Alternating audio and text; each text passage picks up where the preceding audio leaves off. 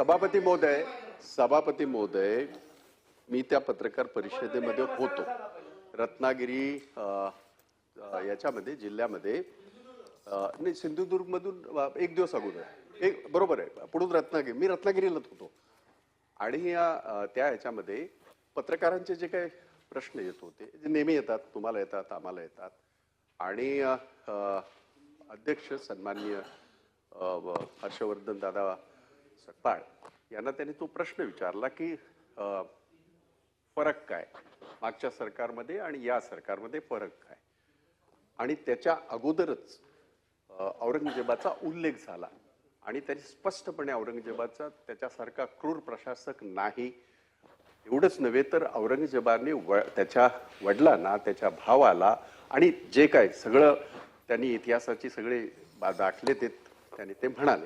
आणि त्याच वेळेला हा प्रश्न आला की सध्याचं शासन काय, त्यावेळेला त्यांनी मुख्यमंत्र्यांचं नाव घेतलेलं नाही, हे मी फार जबाबदारीने सांगतोय.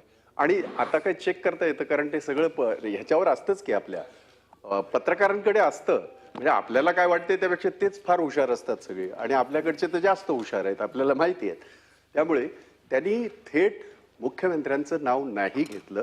ते हे मात्र जरूर बोलले की मुख्यमंत्री एक मिनिट शासन शासन शासन शासन शासन आणि म्हणून आपण चेक करा, म्हणून मी म्हटलं की आपण चेक करा, आता मिळतं सगळं. मी खोटं सांगून काय मला काय मिळणार आहे, परंतु मी त्या ह्याच्यामध्ये होतो म्हणून आपल्याला सांगण्याचा प्रयत्न करतोय की अशा पद्धतीचं व्यक्तिगत कुठल्याही व्यक्तीच्या विरोधामध्ये त्यांनी कसलंही वक्तव्य केलेलं नाही. त्यांनी हे मात्र जरूर म्हणालेले आहेत की आताचं शासन, आताचं सरकार हे त्या प्रवृत्तीचं आहे, हे ते मात्र नक्कीच म्हणालेले आहेत आणि त्यांनी काही चुकीचं म्हणालेलं नाही.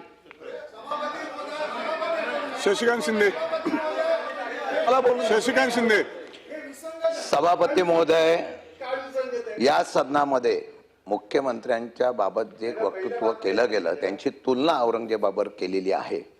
त्या बाबतीमध्ये निश्चितपणाने औरंगजेबाची तुलना कोणत्याही व्यक्तीची किंवा कोणत्याही मोठ्या पदाच्या व्यक्तीशी होऊ नये या बाबतीमध्ये निश्चितपणाने आम्ही समर्थन करतो. फक्त एकच विषय असा आहे की या विषयाच्या धरून तो काही दिवस औरंगजेबाचा विषय आता सातत्याने गाजतोय. आता म्हणणं असं आहे की ज्या औरंगजेबाला स्वतःच्या भूमीमध्ये शेवटचा श्वास घेता आला नाही, तो मराठ्यांचा पराक्रम सुद्धा आपल्याला विसरता येणार नाही. 27 वर्ष या महाराष्ट्राच्या मराठ्यांनी औरंगजेबाला या महाराष्ट्राला जिंकू देता आलं नाही. त्याला शेवटी या महाराष्ट्राच्या भूमीमध्ये स्वतःचा शेवट अगदी दुःख अंतःकरणाने खचून जाऊन मी महाराष्ट्राला पराभूत करू शकलो नाही म्हणून त्याला शेवटचा श्वास याच महाराष्ट्राच्या भूमीमध्ये स्वतःला दफन करून घेता आला. मी एक मिनिट मी सांगतो ना, त्यामुळे मी तुलना करत नाही. मला एकच काय म्हणायचं आहे, आज मुद्दा सोडून तुलना करत नाही. आज औरंगजेबाच्या या थडग्याला संरक्षण देण्याच्या बाबतीत मला निर्णय सरकारला घ्यावा लागतोय. कायदा सुव्यवस्था ही भूमिका बघून सुरक्षा या ठिकाणी घ्यावी लागते. माझं म्हणणं आहे की जो औरंगजेबाचा विषय मुख्यमंत्र्यांची तुलना झाला त्याचा मी समर्थन करत नाही. त्याचा निश्चितपणे आपण निषेध केला, तो निषेध राहत आहे. परंतु सरकारने महसूल मंत्री बोलतील, आपण जरा जागेवर बसा, आपण जरा जागेवर बसा, प्रसादलाल बसा. माननीय सभापती महोदय, माननीय सभापती महोदय,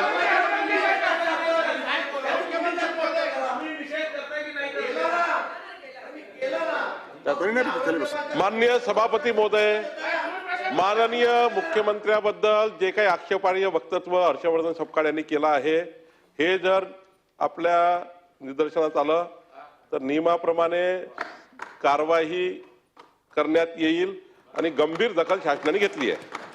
प्रश्न उत्तरे प्रश्न क्रमांक 1, 2. सभापती महोदय, प्रश्न क्रमांक 1, 2.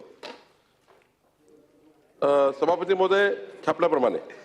सभापती महोदय, महाराष्ट्र कर्नाटक सीमा भागातील विद्यार्थ्यांच्या या प्रश्नाला मी खरं तर शासनाचा आभार व्यक्त करीन की त्यांनी तलाठी भरती संदर्भातल्या उत्तरामध्ये अतिशय सकारात्मक भूमिका ही सध्या आपण विधान परिषदेतलं कामकाज बघत होतो आणि यावेळी व्यक्तिगत टीका केलेली नाही सपकाळांनी असं म्हटलेलं आहे.